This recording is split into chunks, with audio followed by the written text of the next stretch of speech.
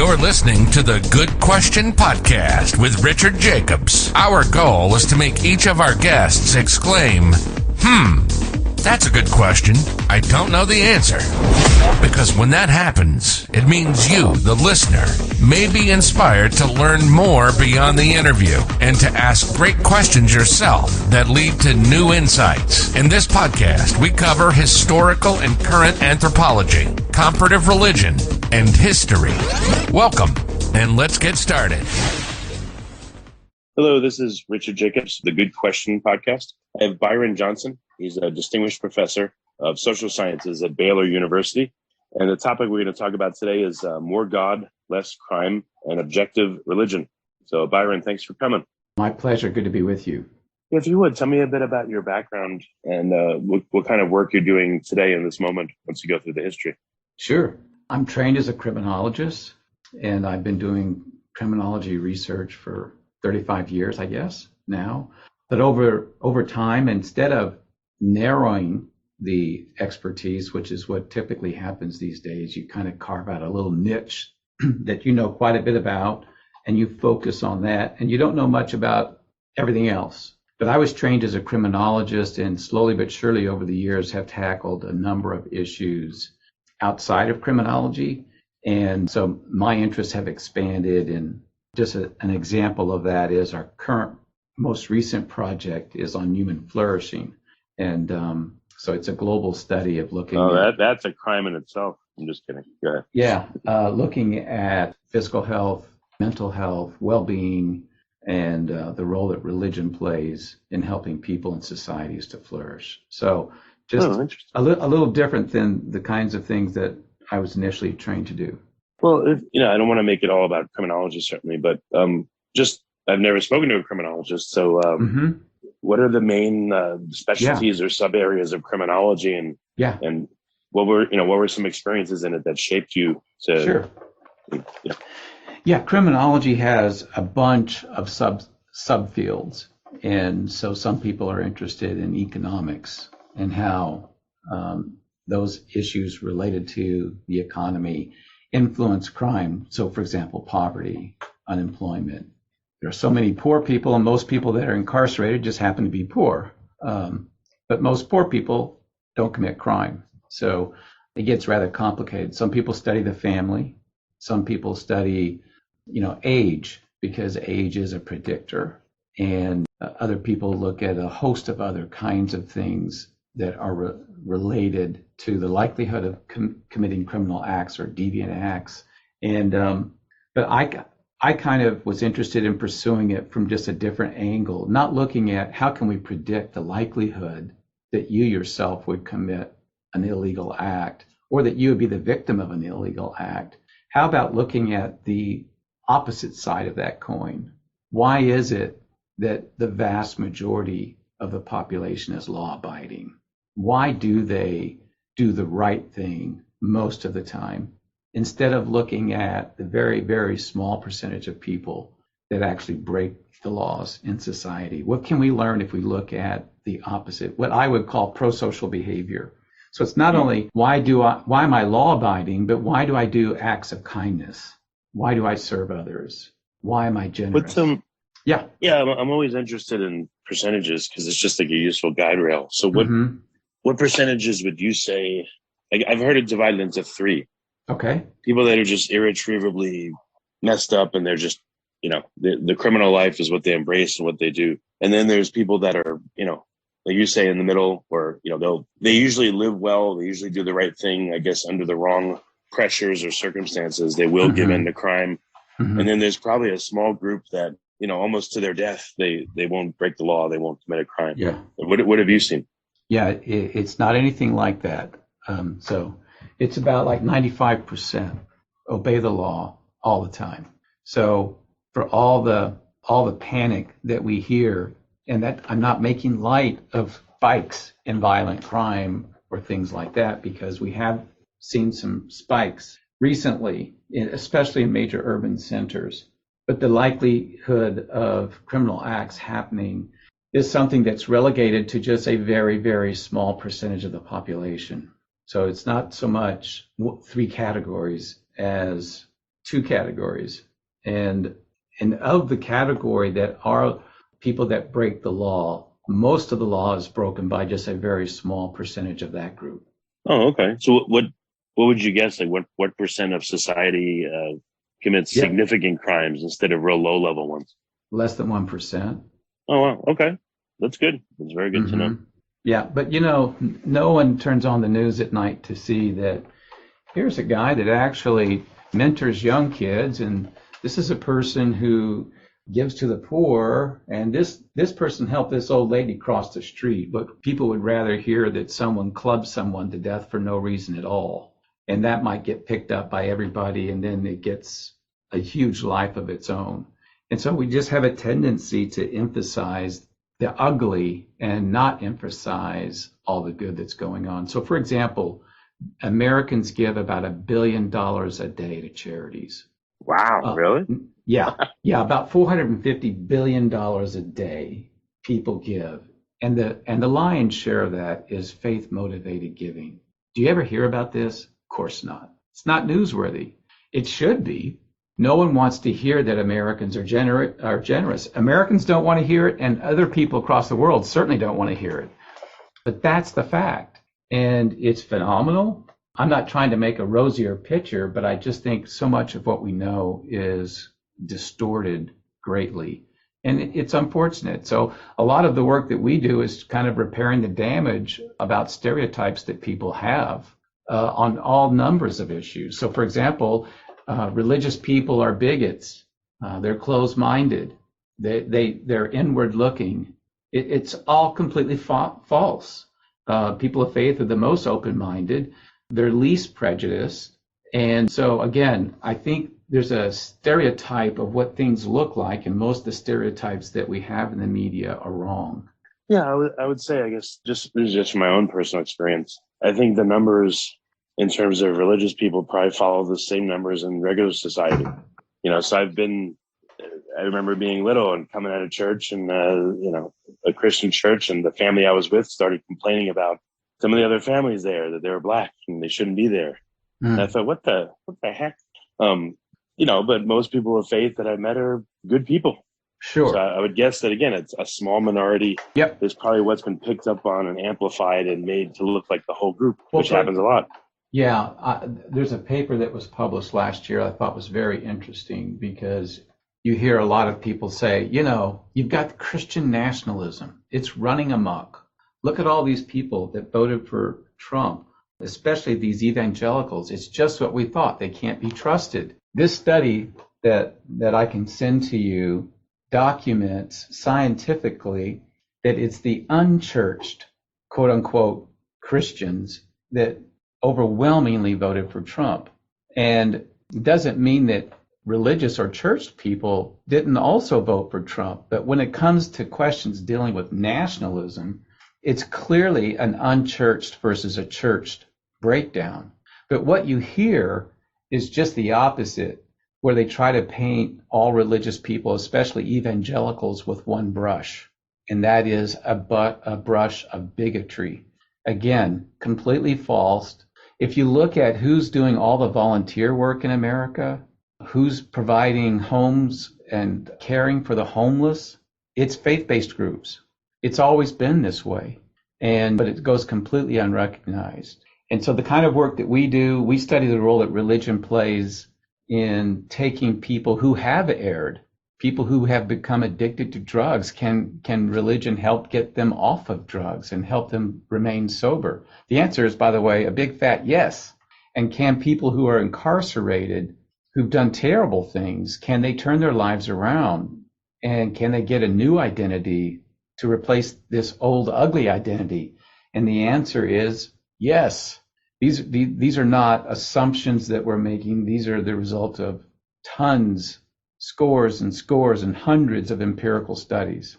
So a couple of questions here. When you were a criminologist only, were you secular or were you a faith, or did you come to faith through being a criminologist? Like, what was your story, if you don't mind sharing? Yeah, no.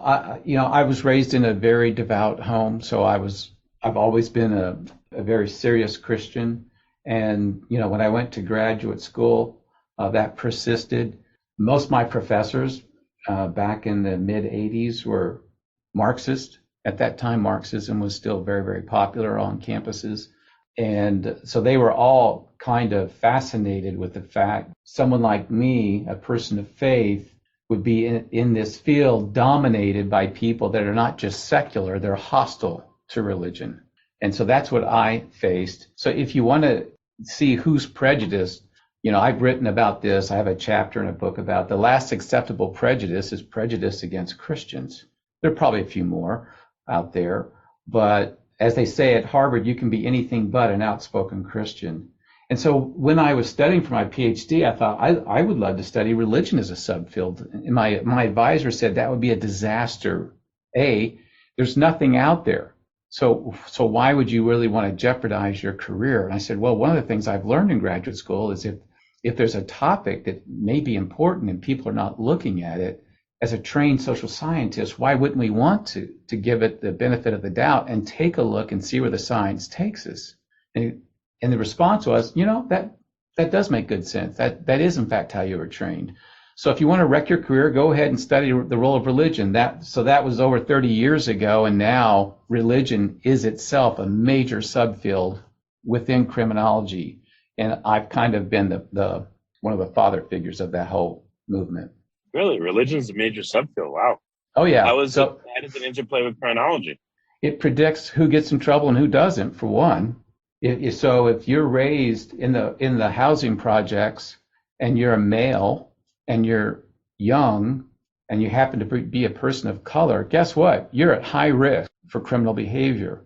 But if you have all those characteristics and you are raised within a religious family and you're embedded within a faith community, it changes that outcome dramatically. So just the intervention of being raised within a faith community is incredibly protective. So religion is a protective factor, not only for who gets into trouble and who doesn't, but for who uses drugs and alcohol to excess. It's a protective factor for marriages. The list goes on and on. It's a protective factor against divorce. And so religion is really one of the more powerful variables out there. So we know this in a whole bunch of fields, including medicine, but now we've come to appreciate it's the case in criminology. And so next week I'm going to Atlanta where the national meetings will be held. And I'm doing an author meets critic on our most recent book called The Restorative Prison. But I'll be just one of many, many sessions where 5,000 criminologists come and talk about everything you can imagine, but religion will be one of those areas. Okay. Well, so it's predictive of whether people will fall into criminality, but once people do, of the people that commit crimes, large and small, how does faith interact with them after they commit the crime and now they have to deal with the justice system? Like, what have you observed there? Yeah, for a lot of them, they wind up incarcerated, and then there are a host of ministries that are dedicated to helping people that are in prison. And so it's not like they just come in and do Bible studies, although clearly they do that. And we have done research on Bible studies, and we find that Bible studies are really protective. I mean, they help guys get a new identity. They help them give their lives away in service to others. We even studied inmates in a prison in Louisiana called Angola, largely recognized as the worst prison in America. Corruption run rampant, violence rampant, and everybody's serving life just about in the entire prison with over 6,000 prisoners. And they started a Bible college there in 1995 that completely changed the prison. And so we've written at length about this, not only in a big book, but also many papers, showing that these guys who have no hope of getting out of prison actually become completely different people. And they do these incredible acts of service for others that are also serving life. And so really, like what? Like acts of, like counseling. A lot of guys are dying in prison because they're not getting out. And so when we were doing the study, about 3 inmates a month would die, and the inmates do the funerals.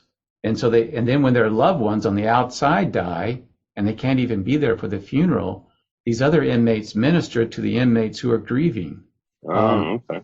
They also provide counseling to inmates that are getting ready to be killed because they have the death penalty in place in Louisiana. And so these guys actually tithe. I don't know if you're familiar with the concept of tithing, but this is where people actually give a percentage of their income back to the church. These inmates tithe. The inmates tithe? The inmates tithe. What do they make, $1 a day or something? No, yeah, it's pennies that they make, but they can receive money from a family member, and it's deposited into an account so that they can buy certain kinds of things from a commissary in a prison. And what little they have, they tithe to these inmate-led congregations. And so, when you study these people over time, like we have for years, you come to find that these changes are authentic and that inmate on inmate violence is drastically reduced, inmate on staff violence reduced, suicides almost non-existent. And so it's this, instead of thinking of prisoners as liabilities that must be managed, how about thinking of prisoners as assets that need to be cultivated to improve our prisons? So most of my secular colleagues would say that the answer for our current prison crisis is to let everyone out, or even better, destroy the prisons because they're so bad. And I would say that the answer for our prisons lies within our prisons. It's the inmates themselves, inmates that find God, find hope, find meaning and purpose that they never had outside. I've been told by hundreds and hundreds of inmates, I hate that I did all those things, but at least now I can admit I did them. I'm glad I'm here because I got my life back. I found my life here, and now I want to help others. And so there are many inmates that would say, and I think that they're right, we want to help people on the outside who don't have the peace and contentment that we do. Because as you probably know, Rich, suicide, depression, anxiety, what we call deaths of despair, suicides and overdose deaths are at record highs and have been increasing every year now for some time. Yeah. And so you could argue that people that live in the free world like you and me are more confined than our prisoners who are behind four walls. And so for many of them, they have found a freedom that if you go in and you watch, you can see it, you can feel it, and then we can actually measure it. Oh, that's amazing. Well, I know, a few friends, one of them, the church did like a seminar on how to have a better marriage. I've seen ones on how to raise children and difficult children, et cetera. So I've seen that there's many faith-based organizations that have really provided great coursework and great to people. So it echoes what you're saying. Yeah, except it's from the least likely place. So I've heard prisoners tell me for decades, the next great awakening is coming from the prisons, not from another Billy Graham, but from the prisons themselves. And that's why for some of these prisoners, they used to have so many volunteers that go in, which they still do, and it's great to have volunteers.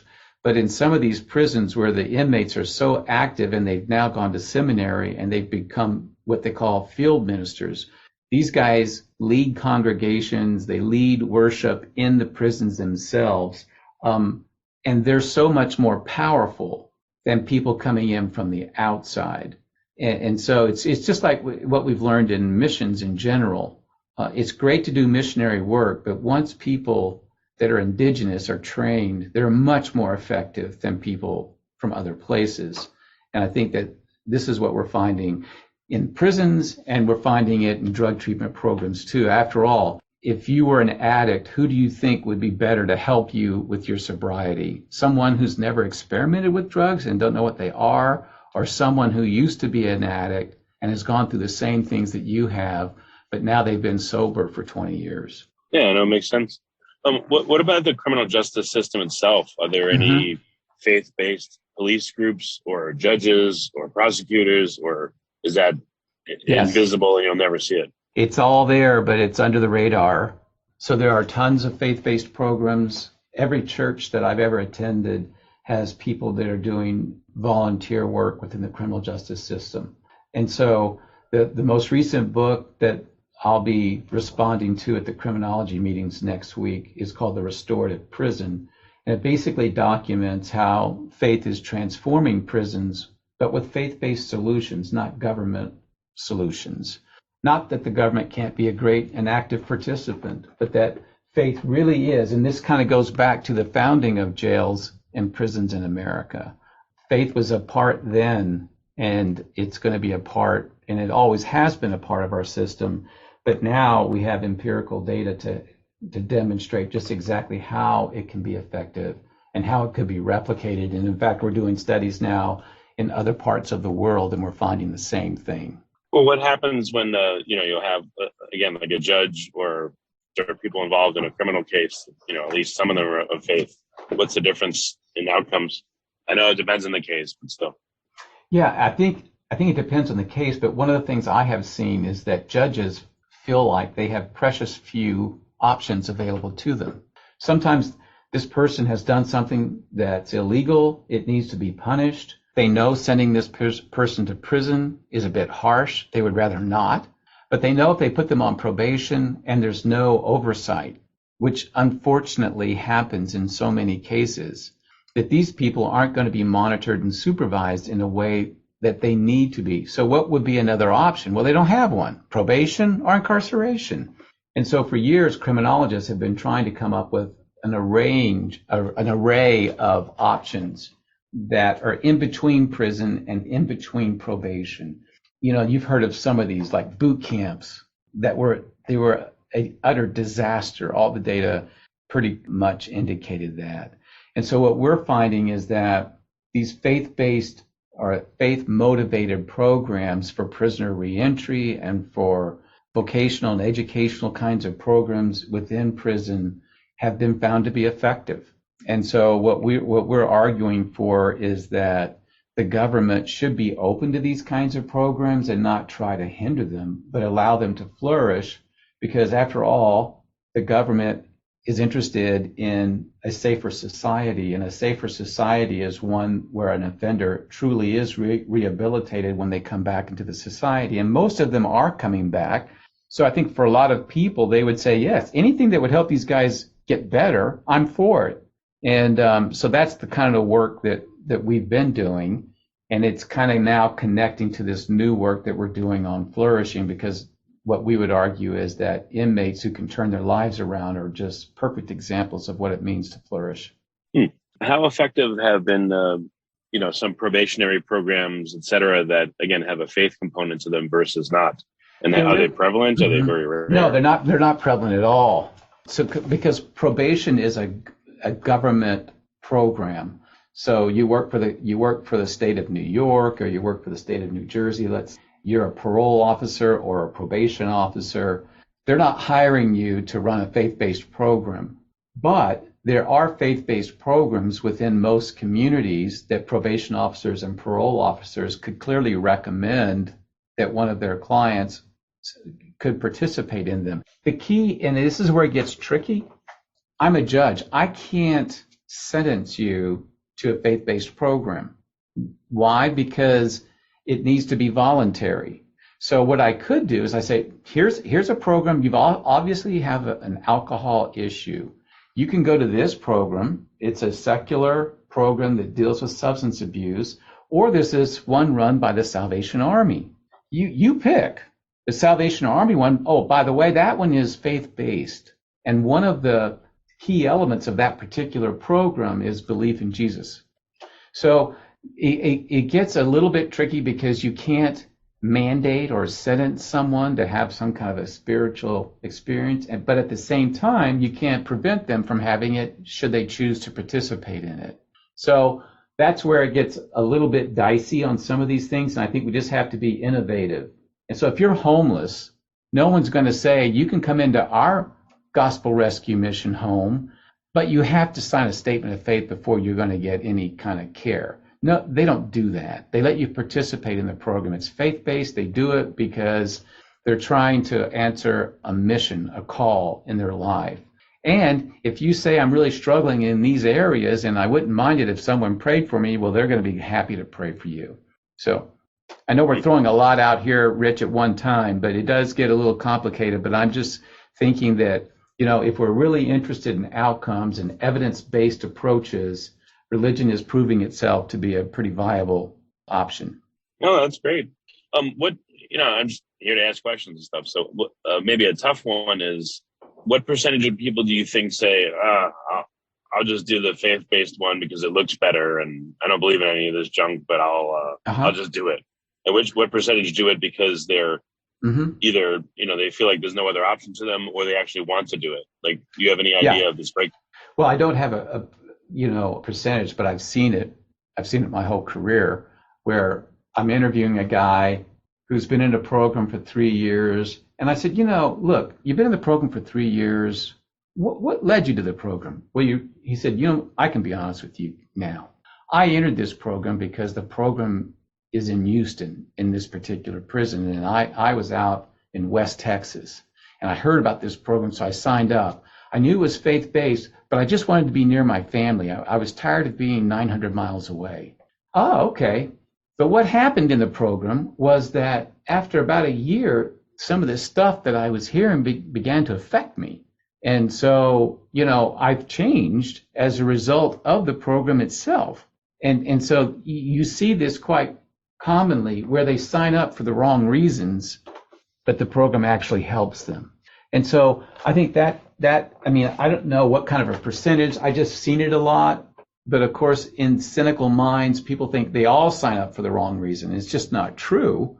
But clearly some people will do it because they think it may help them. What they don't know is it could also hurt them, in that there may be correctional administrators, correctional staff that are quite cynical. And when people sign up for these programs, they're already assuming that they're doing it for the wrong reason, which they shouldn't do that either. But that does happen.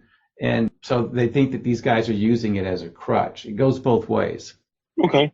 How long after someone gets into a program, whether they get in for, the quote unquote right or wrong reason, does it start to change them and work on them? Yeah. Some of them can happen immediately, and others it may take a little while. Some of these programs are months in length. Some of them are longer. The one that I studied in Texas for a while was a 2-year-long program, because they wanted to make sure that people completed the program and went through every step of the program. But I've studied programs. We did a study a couple of years ago in Richmond, Virginia, in a jail, not a prison. And the average length of stay was only a month.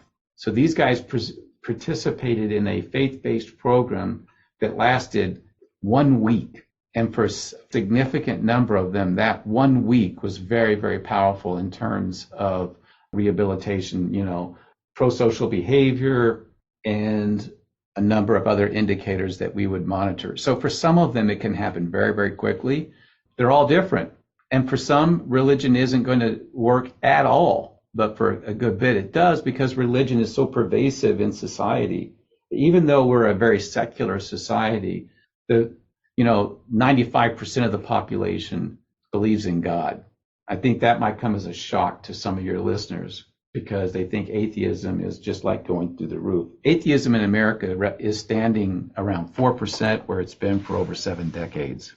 Yeah, because that's what I've heard a lot lately. Who knows sources if it's nefarious, but yeah, I don't know.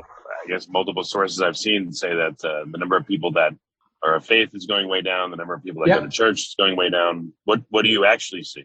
It's all bogus. Oh, do you see the numbers like unchanged or going up? Or the numbers, are they changing at all? They're very stable, and they've been stable for decades. There's a slight decline in church attendance, but when you ask people questions about prayer and you ask people questions about belief, the only place where we see some significant movement is in the youngest age category. But and as people get older, of course, they become more and more religious. So there is a narrative, and I wrote a study on this that was published this year, and then I wrote an op-ed for the Wall Street Journal on this very topic. The media wants a narrative out there that religion is going away, that God is dead, and that we're going to become increasingly secular as we realize that there is no need for faith. It's a narrative that people want. It's just never going to happen, and there's no hint that it will happen. And so, yes, attendance may be down, but if you look at the pandemic, that drove attendance down. But what it also did was to kickstart an electronic revolution within houses of worship. So now that all these houses of worship are online, and so you have people like my in-laws who not only watch television and church services, they watch about 5 different congregations instead of the one where they attend. Thank you, pandemic. And so in many ways, if you look at, talk to people at Facebook, they'll tell you one of the biggest drivers on the internet is religious broadcast and religious services. So there are Bibles. They'll also tell you that, they shut your account down a lot of times too. Yeah. And so I think at times we're led to believe the wrong things, and people think if you hear it long enough, you'll believe it, just like you were saying that, America is a faithless place. Yeah, but about 95% believe in God, but it's becoming faithless. So where are all the studies indicating atheism is on the rise? They don't exist. We've got studies proving just the opposite, but yet this narrative is so powerful because the media, I think, wants to tell a certain slant in their story making about faith in America. I guess just to make a bad joke, people are putting their faith in the narrative that faith is going away. Yeah, that's about right. That's right. So all that you learned, how do you put it into practice to better, the treatment of prisoners or better their outcomes? I mean, what kind of programs have you come up with or helped foster to improve things? We evaluate programs all the time. And if these programs are effective, in everything we do, we publish. So maybe I can give people an address where they can go and just read this stuff for themselves. All of our studies are published and they're there. So it's www.baylor, BaylorISR.org. And if they go there, they'll just click on me. I founded the Institute back in 2004. It's the Institute for Studies of Religion. And if they click on my face, they'll see another area where they can click on studies. And so all our publications. And so we're continually uploading the website so people can download these publications for free. And, these we don't just make accusations. All of our stuff is published in scientific journals. And adding to that is the fact that most of these journals, of course, actually almost all of them are completely secular. And so for us to publish studies on religion in a secular journal that's reviewed by academics is not something that's easily done. And so the data are clearly powerful, and that's why we keep getting our stuff published. Yeah, one last question. It's probably going to sound out of turn, but it just popped in my head. What does the prison population or the people that you work with have to tell us about why they're suffering in the world? And I know that's a huge question. Why does God allow suffering, or why is there suffering? Do they have a better answer because of their experience in life? I don't know. I wish you had a couple of inmate ministers right now, Rich, on the call to see how they would answer that question. But I think most of them would say we live in a broken world. And, a lot of this pain and suffering that happens certainly isn't pain and suffering that God has caused. It's pain and suffering that people have caused. And, it's like blaming God for the fact that we have pollution. We don't deny we have it. We have it. No one's happy about it that I know of. But, this is what happens. And so, but what if there's a way in which people motivated out of a particular calling can bring relief of that pain and suffering that people experience? I see it every day. What if they can do that? Can they make the world a better place? I certainly think that they can. That's obviously what we're hoping to do with the Global Flourishing Study, is recognizing that a lot of people are not doing well. And what can you do about it? Well, one of the things we want to find out is what determines how people flourish, and why are some people not flourishing. And I think the findings from this global study will be very revealing, but I think we already know that, money doesn't make people flourish, and happiness is not equal to flourishing. There are plenty of people that in the midst of their own suffering or their own illness would indicate that they have a peace and contentment that they can't otherwise explain, except for the fact that they have a belief in a higher power. and that they would say themselves that they are flourishing. So I think that some of the poorest people in the world may actually help us to understand flourishing a little bit better than we do now, because it's a kind of a complicated issue. It affects all aspects of one's life. Well, very good, Byron. It's been a great call, and I really appreciate you being on this podcast. Thank you. Thank you, Rich. Take care, my friend. Thank you for listening to the Good Question Podcast. Please email support@thegoodquestionpodcast.com if you have any referrals to great guests for us to interview.